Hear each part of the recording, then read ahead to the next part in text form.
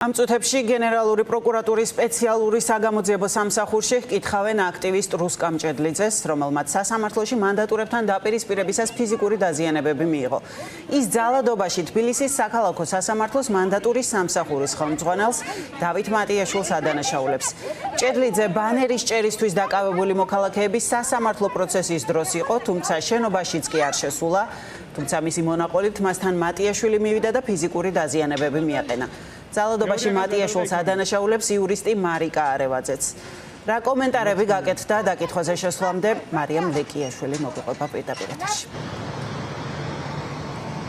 Διახსო უკვე 1 საათია, რაც აქტივისტი რუსუდან ჭედლიძე საკუთარ უფლებადამცველთან ერთად იმყოფება გენერალური პროკურატურის სპეციალური საგამოძიებო სამსახურის შენობაში გამოკითხვაზე და აძლევს ჩვენებას თბილისის საქალაქო სასამართლოს მანდატურის სამსახურის წარმომადგენლების წინააღმდეგ. რამდენიმე დღის წინ იქ შეკრებილ ადამიანებს საქალაქო სასამართლოს მანდატურის სამსახურის წარმომადგენლები, მათ შორის მანდატურის სამსახურის უფროსი დავით მატიაშვილი ფიზიკურად გაუსწორდა და მათ ფიზიკური დაზიანებები მიაყენა. სწორედ ერთ-ერთი არის რუსუდან ჭედლიძე, რომელიც ახლა გამოკითხვაზე იმყოფება, მანამ სანამ რუსუდან ჭედლიძე გამოკითხვაზე შევიდა და მან კომენტარი მედიასთან გააკეთა და თქვა, რომ ახლა მას მტკიცებულების სახით მოტანილი აქვს სამედიცინო დაწესებულებიდან გამოთხოვილი სპეციალური დოკუმენტი, რომ მას ნამდვილად აღენიშნება სხეულზე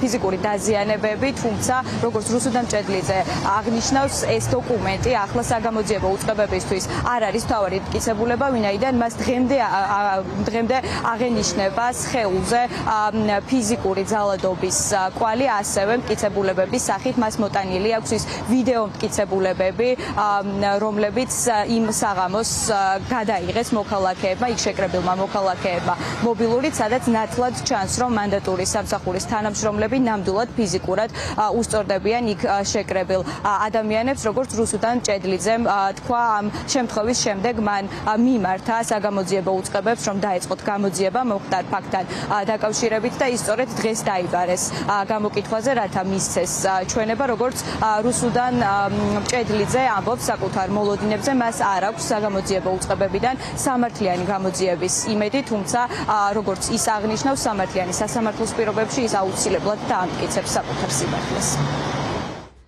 არანაირი მოლოდინი არ გამოჩნია, რომ სისტემა მოძალადე დაჯგუფებას, რომელიც უკვე მართლა დაჯგუფებად გადაიქცა, იმიტომ რომ ყოველდღე ხდება სასამართლოში ეს თავდასხმები უსაფუძვლო ადამიანებზე და შედიხარ ჯანმრთელი და გამოდიხარ დაზიანებული, თუმცა არ არსებობს პრეცედენტი, როცა სახელმწიფომ ამ მოძალადეებზე მოახდინა რეაგირება. მითხრეს, რომ კადრები ყველაფერი უნდა მომეტანა, რაც მქონდა, რაც გავრცელდა და ჩემი აზრით უკვე ნანახი ექნებათ, მაგრამ როგორც საქმეში მტკიცებულება აუცილებლად წარმოადგენ. დღეს არის დაბარებული გამოკითხვაზე რუსკამ ჭედლიძე მანდატურის სამსახურის თანამშრომლების მხრიდან განხორციელებულ ძალადობის ფაქტზე.